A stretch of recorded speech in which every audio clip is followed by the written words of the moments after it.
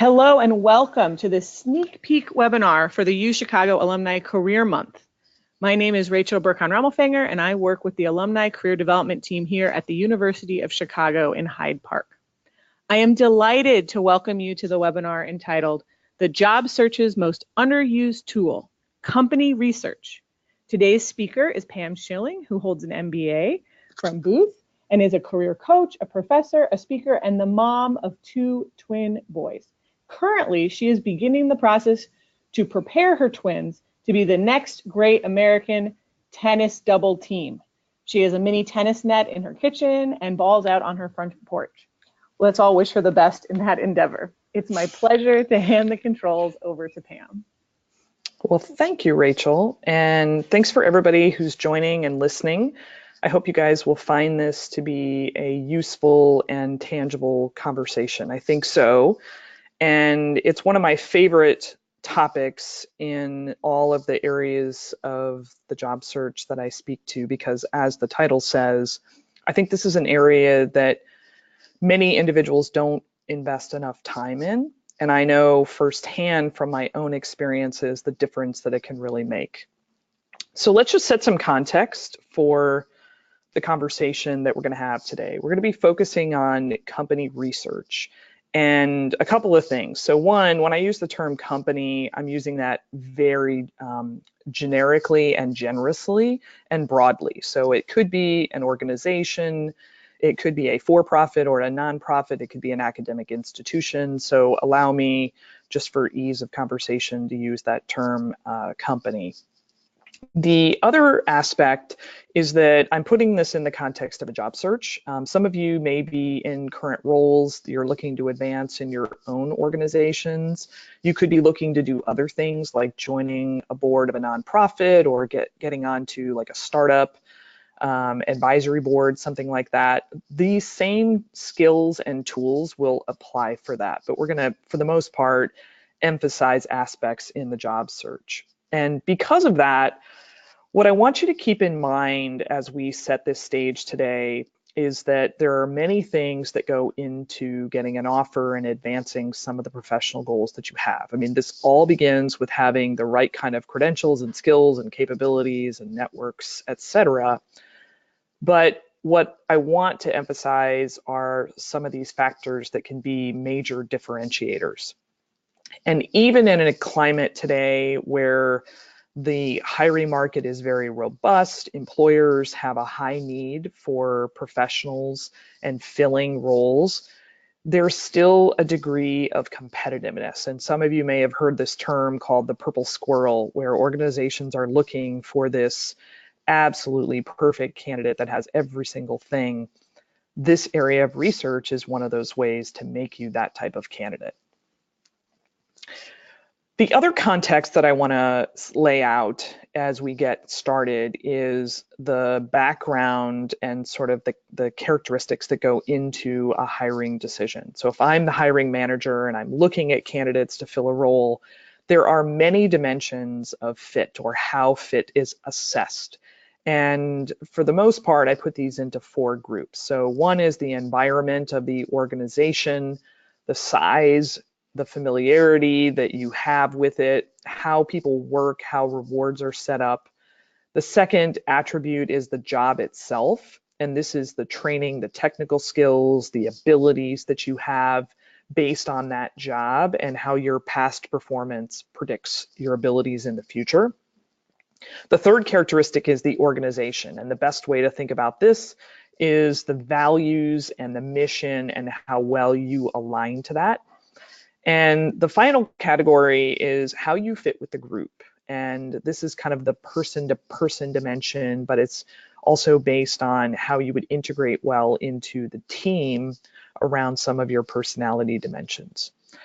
All of these are better understood when you have thoroughly done your research. And that's really what we're going to speak about today.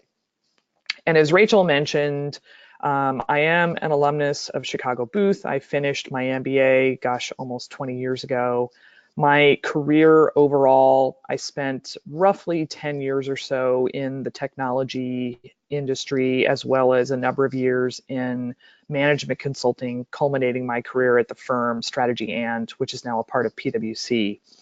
I also, in my transition from kind of traditional business roles into career coaching, I spent a couple years in my career center for my alma mater at Chicago Booth, working with a number of the full-time students and getting a perspective that I think is important.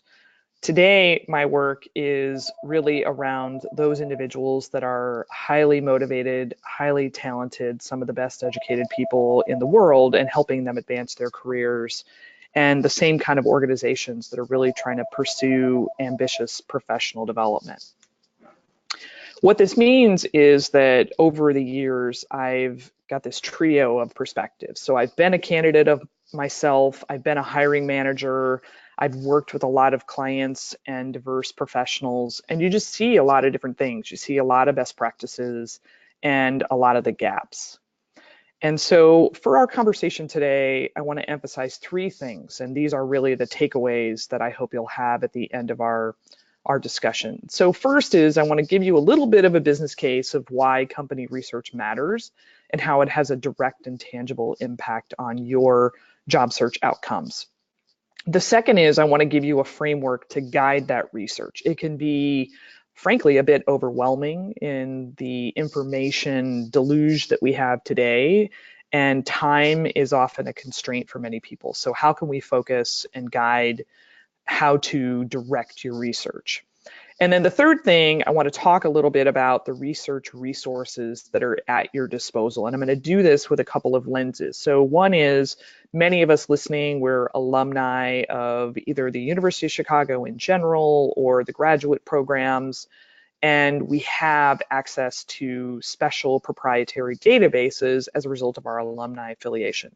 But even without that, there's plenty of resources that are accessible to us sitting at our desks at home. So we're going to talk about both of those.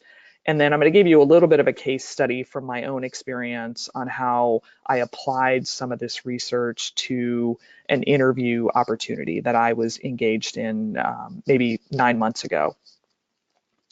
So to start us out, I want to just set some of this business case for you and give you a little bit of a sense of the value of the research. Before I do that, though, I want to have Rachel pose a couple of questions for the group so that I can tailor some of my comments. So the first question, I'd like to know, for those of you listening, how many years of professional experience do you have since you were an undergraduate? So essentially since you graduated from college. And if you're a current student, no problem, but just to give us a general sense. And we'll just take a minute to allow you to answer that.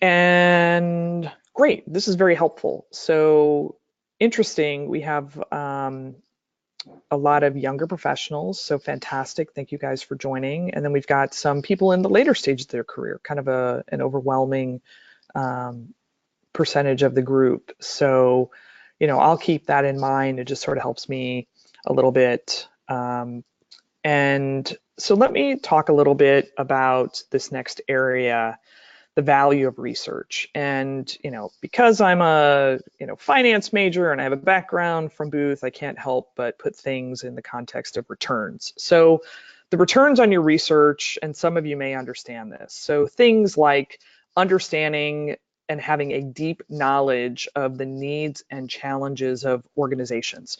Companies want to hire people that can help them solve the problems and help them advance.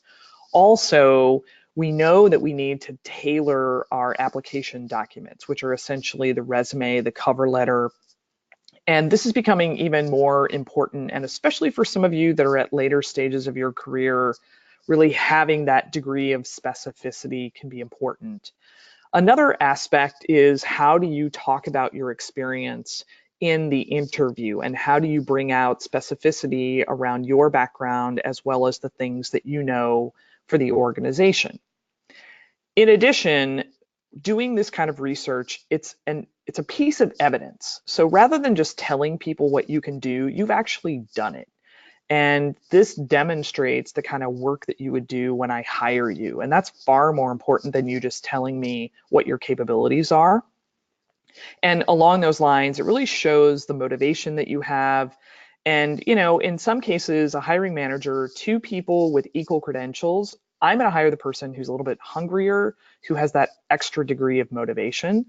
And then finally, in this world, and especially for those of us that have gone to top tier academic institutions and worked for great companies, when we're in a job search, we're probably with candidates with those same type of skills and capabilities. And so all those kind of credentials, they might not be enough. So you need that thing that's going to tip the scales, and out researching another candidate could in fact be that tipping item. Some of you have done some interviewing. You may have had these questions. I have a group of my clients right now that are current MBA students. They're all going through the full-time interview process, and I have a chance to debrief with them. And these are the kinds of questions that are being asked. What do you know about our organization? What are you bringing to us in terms of skills and capabilities? Why do you want to work for us? Why should we hire you? What do you think are the challenges that this role has associated with it, or the team? And how have you tackled our challenges previously? Well, these are difficult questions to answer with authenticity, with depth, if you haven't done this kind of research. And then finally, just doing a little bit of my own reflection and also some research. This is one of the main areas why people don't get offers. And I hear this from recruiters that are looking at candidates. I hear this from my own clients. And then if you just go out to the internet and you type in, why don't people get job offers? In a variety of places, this is easily one of the top 3 areas. And the thing that I think is so powerful about this dimension in your job search is that this is 100% in your control. This doesn't have anything to do with the flakiness of organizations or the mood of the hiring manager or other candidates. This is something that you can do very actively and build this differentiation factor.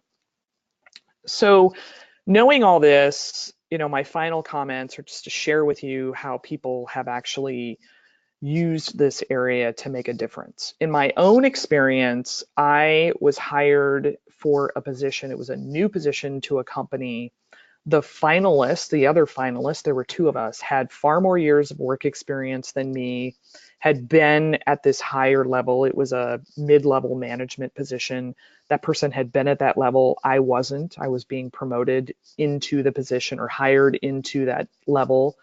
And essentially, after 13 interviews with the company, I think my depth of knowledge came through far more than that other candidate. And that was some of the feedback that I got from my then coworkers. Another example is an MBA student I worked with some years ago at Booth when I was in the career office. She was looking at a solar startup company, went out to the Bay Area to do an interview. There were 5 or 6 other candidates that were there that day. The hiring manager was a Harvard Business School alumnus. She's from Chicago Booth. All the other candidates were from Harvard. And when she was called to be given the job offer, the hiring manager said, it pained me to not be able to hire one of the students from my alma mater, but your research and your demonstration and your motivation of your interest in this role far surpassed anybody else. And it just would have been silly of me not to hire you. Another example is a mentee of mine who recently took a new position, received probably something close to a 30% pay increase.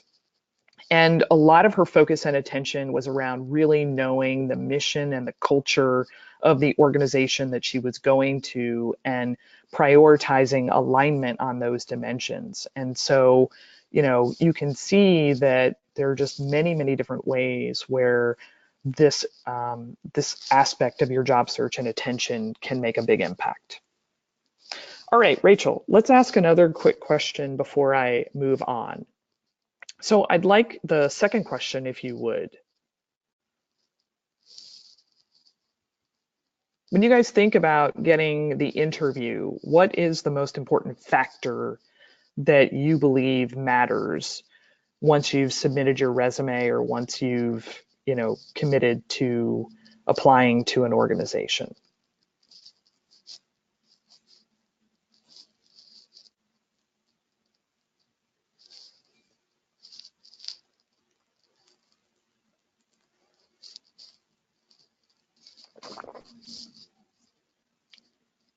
Excellent. So all of you are a well-versed audience having a referral. Absolutely, especially for positions that are over $100,000. This is incredibly crucial. Research makes a difference. One of the areas that I often say is when someone's referred you, they have high expectations that you'll use their referral wisely. And when you have that referral, you also now have access to inside information, which, by the way, in the job search world is legal, unlike in the financial trading world. So we want that type of information. So for a couple minutes now, what I want to do is establish a framework for you. So some of you may already be doing research, and that's great. You may find it daunting. That can be one of the challenges. It may be difficult to figure out how to organize this, how to apply it. So I'm going to establish this framework, and then we can talk a little bit about operationalizing it. So there's really three things that I think are important when you're looking at a new opportunity, a new organization, and particularly as you are looking at more senior roles. And so let's put on our research hats for a moment. Let's think a little bit about what helps us understand organizations. Think a little bit like an anthropologist, think a little bit like a historian, think a little bit like an equity research analyst, and think a little bit like a business strategist. And again, regardless of the role that you're in, I look at three things. So one, the history and the evolution of the organization. Secondly, the current state and what this organization is in the present. And then number three, what I can understand about the future and where this organization is heading. Within this, there are some dimensions that will help us, help guide our research. So the history, I like to understand the founders and who brought this organization kind of from its early development to the point today. And by the way, this is even relevant for a startup. What are the origins? Why? What was the purpose of this organization? How did it get started? What was the reason? And what was the business focus in that early stage? Because many companies evolve from point A to a point that they are in today. Then you can look at the evolution of that organization. What mergers have they gone through? What spin-offs? What potential combinations? What people have come in and out? The organization I mentioned I worked for, Strategy and, it was Booz & Company before that. It was Booz Allen Hamilton before that. And Booz Allen Hamilton is actually one of the consulting firms that originated the consulting industry way back in the 1900s. The fact that it's part of PricewaterhouseCoopers today is also an interesting aspect. There are also many things about that firm that I found when I was preparing for my interviews. They're the company that worked a lot with the space programs. They also helped create the National Football League, whether you think that's a good thing or potentially not. They helped with the merger between the two different NFL organizations to create what is the football organization today, right? So some of these things are really fun and interesting tidbits. And in an interview, they may come about. They may show that you've gone below the tip of the iceberg. It also may help you understand why the organization is who it is today. As a consultant, one of my clients was United Airlines. When I first went to that organization, they were in bankruptcy. There was a lot of challenges. I did not have a depth of understanding of the airline industry other than having been a consultant and flown hundreds and hundreds of thousands of miles over the years. And I spent some time actually reading a book called Hard Landings. And it helped me understand the culture, the challenges, the personalities, the DNA of individuals, especially long-term individuals who work in the airline industry, because people's personalities are in fact fueled like jet aircraft with jet fuel. They're high energy, and that state of bankruptcy was really challenging for that organization. And so as a consultant, that was very important to me to help me overcome some of the relationship matters that I was facing. Moving then to the current state, this is where we can figure out what's going on in the organization today, who they are, all the things that are a part of their business focus, the brands, that positioning, the reputation, their products, customers, where they are geographically, who they're competing with, the culture and the values today, who are the key leaders, how long have they been in their roles, and a lot of the business metrics that will help you to assess where the organization is standing, its strength, some of its weaknesses. For startup organizations, this could be who its funders are, what type of investors those might be, and also looking at a lot of their recent events. So for many organizations, this is public information. For other organizations, this is a little bit more difficult to tap into, and that's where your creativity comes about. Now, by the way, these are sort of business-oriented metrics, but they could apply to a lot of other organizations. So if I'm a hospital, for example, I'm going to have a focus. I'm going to have a focus of care. I'm going to have some philosophies of how we handle patients. I'm going to have a leadership team. I may have some specialties that I'm focused on. I'm going to have a lot of metrics because hospitals have a lot of interesting challenges that they're trying to understand in terms of their growth and cost and service that they have, as well as the different types of health matters that they're focused on. So these things are applicable across entity types. And then finally, I want to know about the future. And I want to think a little bit about the context of this organization, what industry they are in and what's going on, what are the trends for the company, what are people saying about the company going forward, what's happening in our society and the technology that we're sort of using that's influencing, et cetera, et cetera. Where is this company? Where are they today? What's happening? Are they growing? Are they declining? What are the opportunities, challenges, issues, and then especially what kind of people do they need? And you put some of this packaging together, and again, it allows you to really think about how do you position yourself to talk to a hiring manager that tells them that you understand that you're there to help them solve their problems, regardless of the stage or the level of that person. All right. So Rachel, at this point, I want to ask another one of the questions. Could we ask the question about maybe what challenges are people facing in the research that they're doing? And this is going to be an open-ended question that people can put into the question box.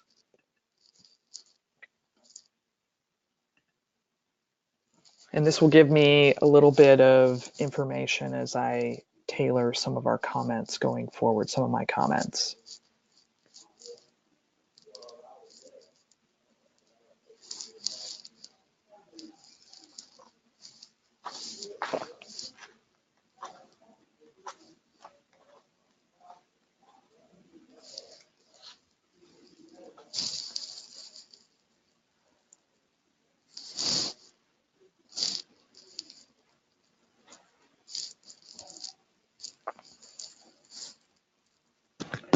We're getting a bunch of answers, so I'll just read off a few of them.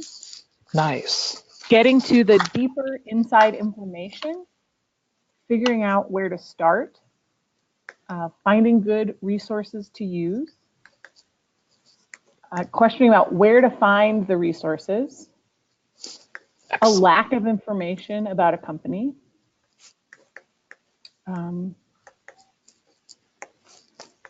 it's having trouble connecting to people in the industry or at that organization for a referral. Difficulty researching a company that has a complex organizational structure and understanding the division or role in the context of that structure. Some said they have trouble knowing which information to access and what to bring up in the interview. Yep. Knowing what information is going to pertain to the position you're applying for from all the research you've learned. Yeah. Oh, those are great questions. I'm gonna save talking about the resources for just a couple minutes, but what I want to do is operationalize this framework a little bit. And I don't know that I'll be able to address all of these, but let me tell you about a couple of experiences that I've had. So one of the things I mentioned to all of you is that I was hired into a new position, and essentially the other candidate was someone more experienced than me. I think a couple of things about that opportunity in my research. So one is I had an informational conversation with the organization, say 6 months before they were looking to hire someone. And that was through some networking, through someone who was a fellow alumnus.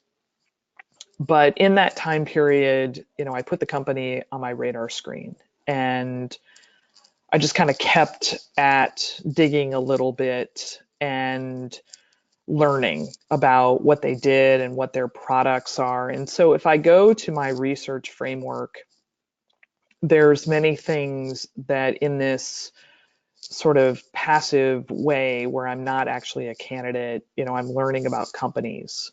Some of it is industry reports and looking at certain places where they're talking about the growth of certain technologies. I mean, this company happened to provide a technology that went into digital maps that were used in vehicle navigation systems. So you could look at the automotive industry and the automotive companies, looking at actually the car buying websites of automotive companies to see how they were promoting this type of feature in the cars. It was also used in websites like MapQuest. So learning about the product was something that was really interesting. And there's a lot of technology blogs that exist where you can put in certain keywords. So part of it was just learning about the product. The other aspect to it was learning a lot about the individuals, the people that this company had been formed around. So the founders, you could easily find who the founders of the company were by a simple internet search. Who were those founders? Also, you could find the ownership of the company. It was a pre-IPO company. It was owned by Philips. And you could see then, you could kind of follow the breadcrumbs to learn a little bit about Philips. And in their various disclosures and financial information and executive conversations, learning about how they felt about their equity stake in this business. And through some people, you could see that there were some movements of the company to move to an IPO company. They were actually going to go public. Philips wanted to exit their investment, and some of that is just tracing different breadcrumbs. But the people are the main dimension, and this is where your alumni connections matter. And there's also a reinforcing mechanism here that by knowing a little bit and showing your knowledge, you develop credibility, and then the people that you're reaching out to may have a higher degree of interest in talking with you. So that's something that also matters. One of the aspects of what I was doing when I was interviewing with them, because again, this was a private company, it was very, very difficult to get financial information. But there were a lot of sales brochures that you could find on their website.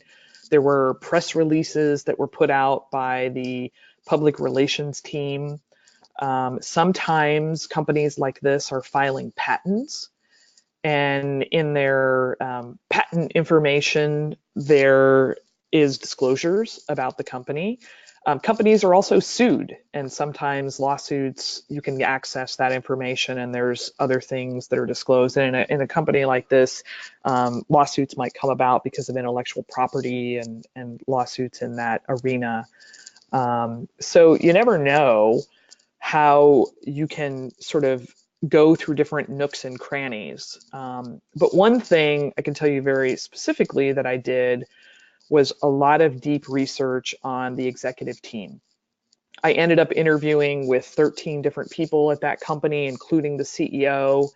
I was able to essentially put together an entire profile of the CEO by just looking up things on the internet. I was able to trace his career back to his prior company. He was a senior executive at the Disney company working under Michael Eisner. He ran the theme park division. And I could actually find all the press releases that Disney had put out when he was being promoted up through the organization, simply by, typing in his name, tracing back things through those two identifiers. So his company and his name. I found the nonprofits that he was a part of. And as much as that may seem kind of creepy and stalking, when I interviewed with him, essentially what I knew were his priorities. I knew he had come up through the finance organization. I knew that his attention to detail was super high.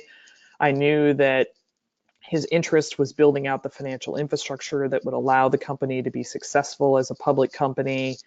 And so without having any really fancy resources, I was able to find a lot of information. And then for some of us, because of our alma mater, we can get into some of the alumni resources. And I'll talk about those shortly.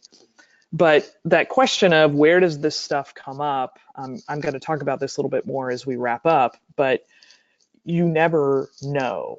And, at one level, a lot of this knowledge is useful in the way that you ask questions and asking kind of leading questions, much like researchers and attorneys do.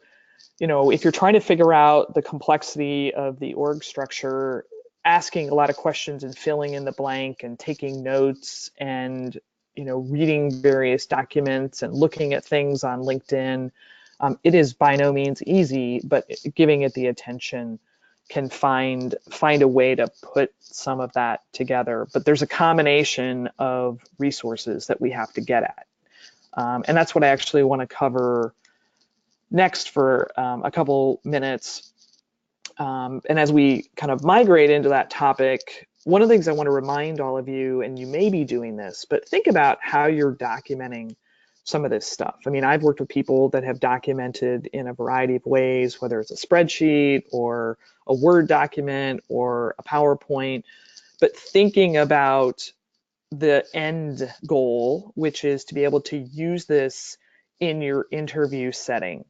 And so being able to have facts and figures and information easily at your disposal, and then tailoring things around a certain set of anticipated questions, like some of those that we previously discussed, that's going to be very beneficial to you in the long run. So it doesn't matter, but having a systematic approach can be beneficial.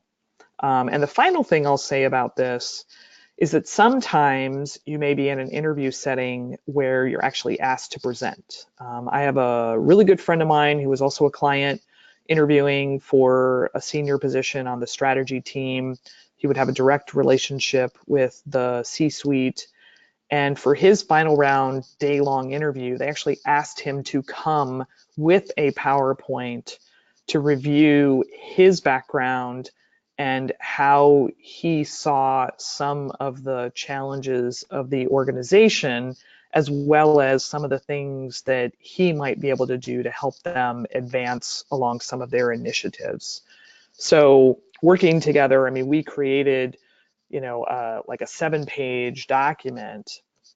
And it was the synthesis of a lot of the research that he had done. So not a super common situation, but it was so fantastic that a lot of that research was easily kind of packaged and then targeted for that conversation. All right, so I want to spend just a couple minutes before we open up for broad questions around the research resources and where to start, where to find them, how can you get information, all that great stuff, and hopefully this will highlight some of that. So again, I'm gonna assume that we don't have access to a bunch of proprietary databases. I mean, I'll tell you guys about some of them, but for the most part, you don't have to have any of the special subscriptions. But I'll also highlight, if you have a means to physically find some of those, how they can be helpful. So let's break this down into the primary and the secondary resources, again, thinking a little bit like a researcher, and how you can get at some of these without too much difficulty. So in the primary category, there's a number of things, and for sure, having direct conversations with people who are employees or former employees of organizations can be tremendously beneficial. Through our various alumni networks, this is something that you have access to. And as someone who is a part of the University of Chicago, even though I went to Booth, I consider the community of the university kind of my alumni colleagues. And so don't be hesitant to kind of cross school boundaries, if you will. Many people are, very open and very generous, so taking advantage of that opportunity. Also, sometimes you can find customers and suppliers in, your research and due diligence.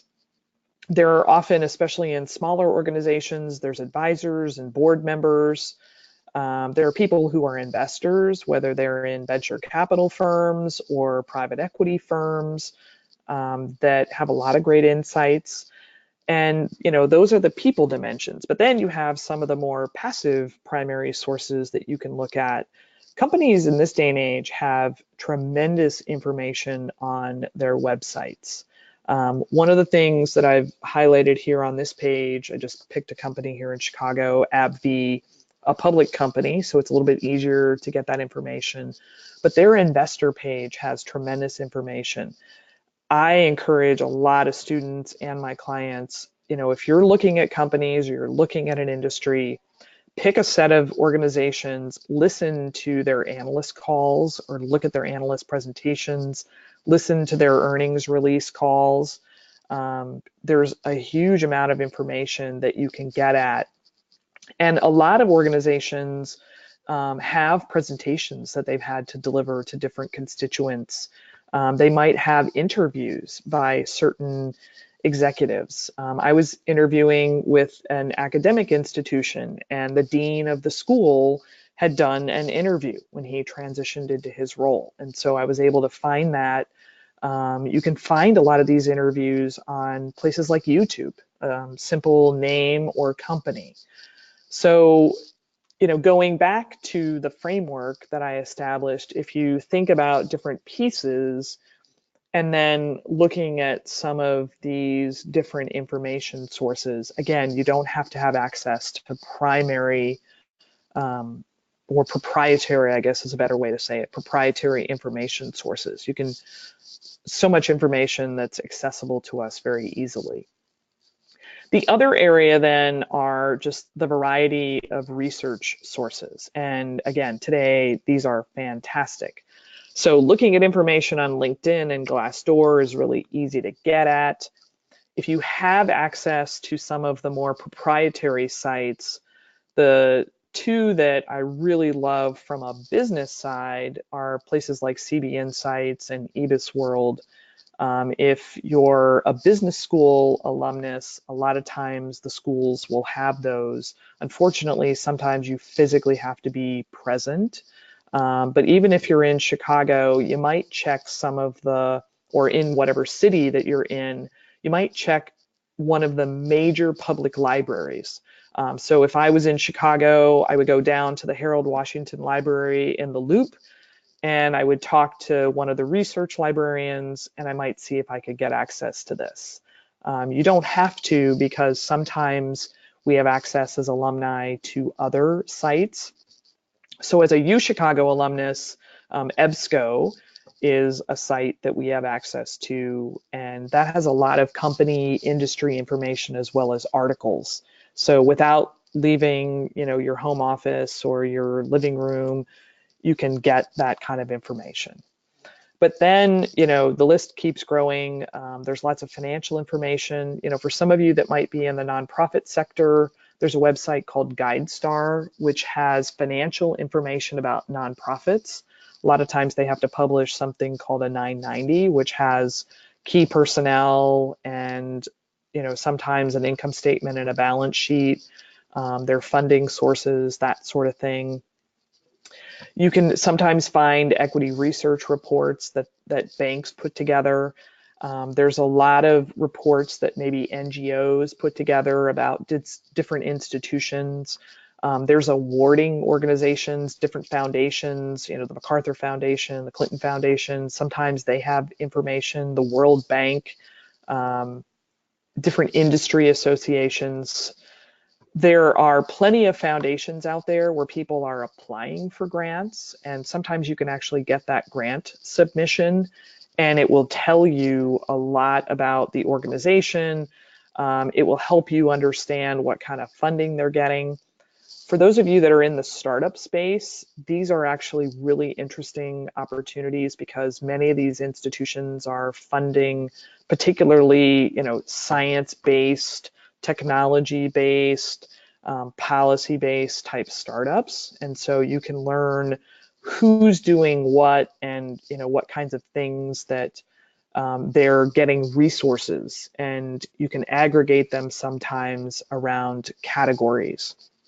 If you're in the technology space, looking at patent filings, looking at the kind of companies that are being acquired, looking at the major technology companies, people like Google and Facebook and Amazon and et cetera, who are they acquiring? Because that tells you that there's interest in those areas, and that tells you something perhaps about organizations that you may be interested in.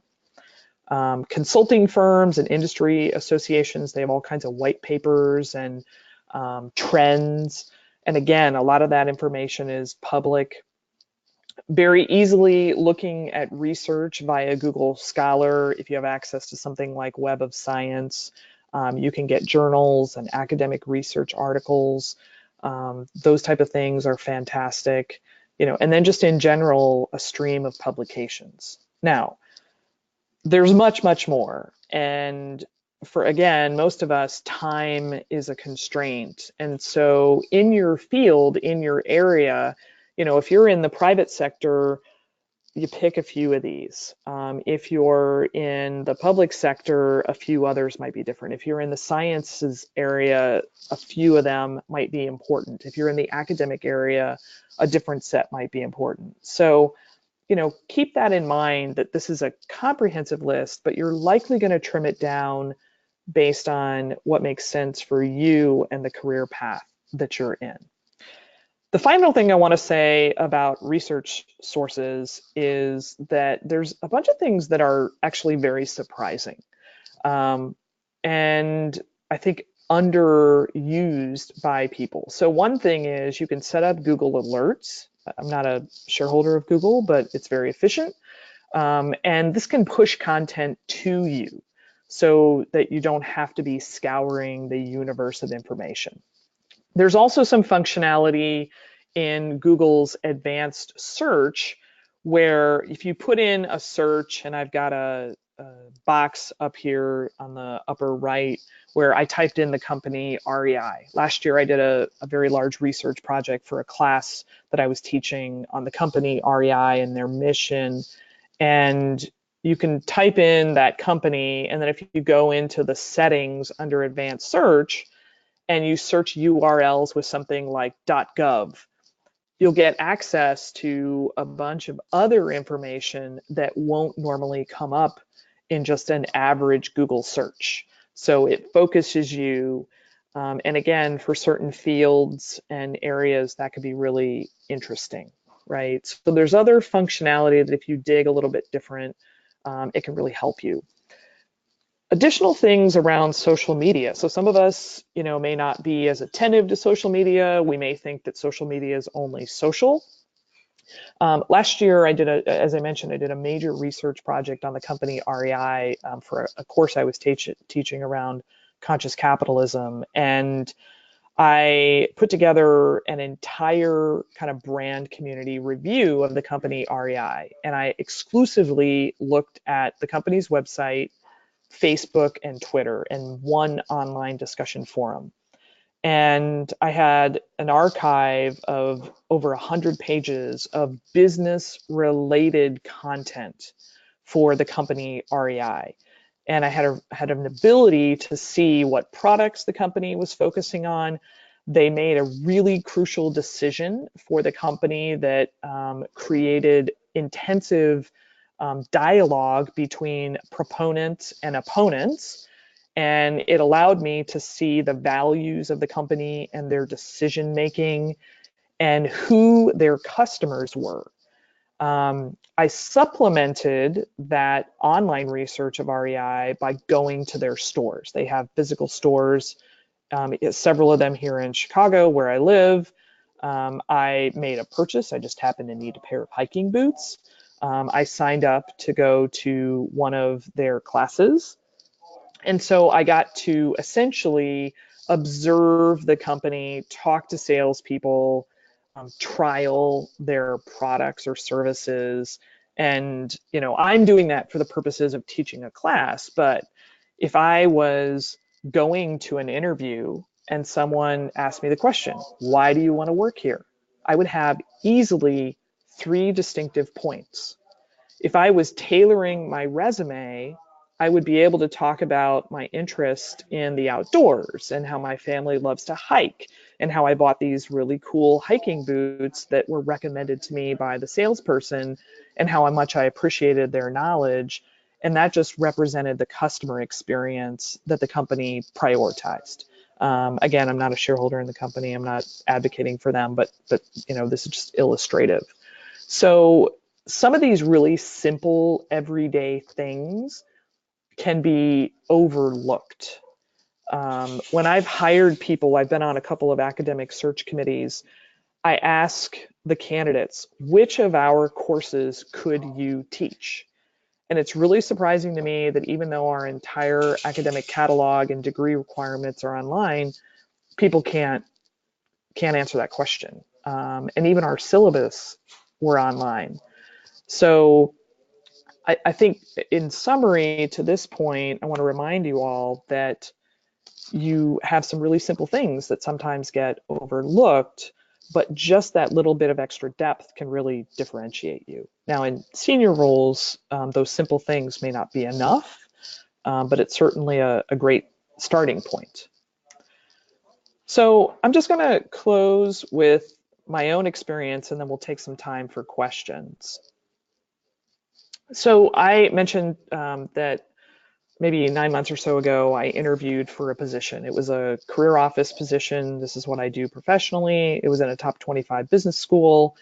And one of the things that I really thought about was how I was going to do this research. And, part of it was my primary research and finding people, actually talking to an alumnus of the school, talking to another colleague of mine at a different institution who was a career services leader and trying to learn about the organization because they have interfaces. I mentioned watching the video of the dean. I had an opportunity to get a copy of their strategic plan, which by the way is unusual. But I also accessed the school's employment report, which talks about all the different companies that hire students. It's created by them, and it gave me a lot of statistics and metrics. So some really easy to access information. And then on top of it, again, I looked at their Facebook page. I looked at some online blogs that talked about admissions. I found some academic research articles talking about trends in career services. I looked at LinkedIn and other articles to get bios. They had recently brought in a new dean, so I could actually research that person's background. And then other sources that are information related to business schools. One of those is Poet and Quant. So formulating different components and following that framework. What I was then able to do was apply this to the pre-screen conversations that I was having. I had to write a letter of intent, which is a much longer cover letter, and I could really speak to some of the challenges about career services and the school and what I knew about the school's reputation. I could tailor my resume and highlight certain areas that I understood important. When I had to get referrals or references to do reference checks, I could guide them on the kinds of things to speak to on my behalf as helpful, outline for them. And then as I did my interview prep, I had some key points that I would want to make along different categories that I understood might be important to the institution, as well as they kept asking me, why would you want to relocate from Chicago? Why is our school of interest to you? And essentially my job was to synthesize a lot of the things that I had learned into some really crystal clear points to be able to answer those questions. So as we wrap up, I want to take, with our time that remains, a few questions from everyone. So Rachel, let's open it up and see what we can cover with our remaining time. One quick question was, how much time should I be allocating to spend on this research? It's a fantastic question. I mean, if you're an active job seeker, I would build this into your normal routine. Depending on the space you're in, if you're a healthcare person, you're working in providers, hospital systems, you should be allocating, 5 to 10 hours a week looking at different aspects of your research. If you're passively looking, it's like, well, I would, maybe be interested in the right opportunity. I would then just try to build out a couple of things that you're routinely doing in your area. It could be reading industry trade journals, could be browsing, patent filings if you're in the technology space. Maybe you're not doing it so routinely. Maybe it's a couple of hours a week. But I recommend it because, as business professionals, as leaders, as motivated individuals, having this breadth of knowledge is important. And then if you happen to get into the more aggressive job search, then you can dedicate more time because you likely have specific organizations. But I could just, I'm not a job seeker, but I'm obviously in the career space. But I probably spend, 5 hours a week just doing general research in my field. So, there's a range, and that's probably not the super tight answer. But think about kind of where you are and, among the many things that you're doing, build it as part of your routine, and that will just help you be efficient. Are there things that people think are valuable and spend time researching that don't actually meaningfully improve your chances? Are there trapdoors we should be avoiding? That's an excellent question. I mean, so I think there's a couple things that jump out at me. So one is, I think a lot of job seekers spend a lot of time trying to anticipate the questions that are going to be asked by that organization and how to then align your background and how to answer that question. And I do think that that's important, but maybe we over invest there. I think another question that is job seekers that a lot of people want to ask is about the culture of the company. I also think that that's important, but I think we do it from the perspective of only, is this going to be a culture that I want to be a part of? To me, we don't operationalize our understanding of culture very effectively. And then how your background aligns to the culture from the perspective of the hiring organization. So I'll give you an example of that. I work with a lot of professionals that are interviewing with Amazon. They do a tremendous amount of hiring. Amazon is very, very interested in how people's background fits their leadership values. And so it's easy just to sort of think about how you've been a leader, but the question is, what does Amazon mean by its leadership values, and how does that influence its culture, and what are the definitions of those, and how do they appear in the way that people work together?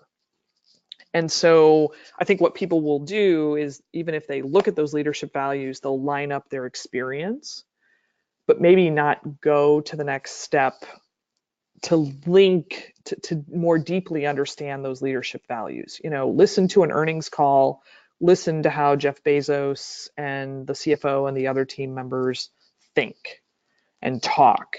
There's a million alumni from Chicago that work there, as well as other institutions.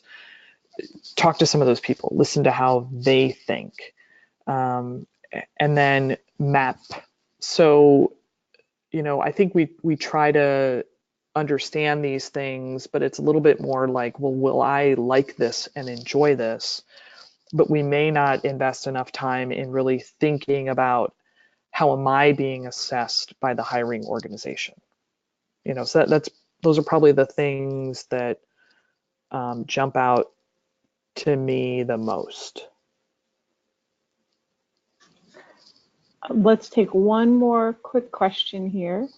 A lot of folks were saying, it can be difficult to figure out who the hiring manager is, and how to figure out if the information you're discovering is relevant for that job. So one person asked specifically, is it okay to cold call people that might be working on the team you're applying to work on? Yes. And, in my world, 90% of the time, a cold call is an email. So if you're interested in a position, it's posted, you don't have an alumni or a firsthand referral, you reach out to the people on the team. And absolutely, people are very generous. If you're really clever, you can find people's direct emails as opposed to kind of using the LinkedIn interface. And my recommendation is generally a message that says something along the lines of, I'm reaching out to you. I understand you're a part of the product team or you're part of the research team at such and such company. I'm in the process of investigating an opportunity there, and I'd love to just see if you're open to a conversation to share some of the priorities, some of the challenges, talk a little bit about some of your project experience, and if maybe you'd be open to a 20-minute conversation, right? And being really direct, but using the context of research. I'm hoping to get some insights from you about XYZ. That tends to open a door, because people are willing to share information. Now, if you ask that person to pass along your resume, many people will just be hesitant to do that because they don't know you. But if you have a really great conversation and you ask some really intelligent questions and you really focus on learning about the challenges of the organization, then you advance that relationship a little bit. And worst case scenario is you get some great content that's going to help you tailor an application. But absolutely, in lieu of anything else, reach out to people cold. The worst case scenario is they just don't respond to your email. And then, by the way, follow up, because people get busy, and every 7 days, follow up 2-3 times and see what you can shake from the tree. Great. Thank you everyone so much for participating and attending our webinar, and a special thank you to Pam for sharing all of your insights and your knowledge about how to best do research that can help us stand out in the interview process and land our next job. For those who are attending, I want to invite you to come back to our Career Month programming all of November. We'll be having webinars on tools and trends that are important to career advancement. Next week, I think you might be interested in one on Monday, which is job search success in your 40s, 50s, and beyond. And we're also having one on how to work with recruiting firms next Tuesday. So check out our whole schedule. Hope to see you again this month. Take care and have a great rest of your day. Thank you again, Pam. Thanks, Rachel, and everyone. Have a great day.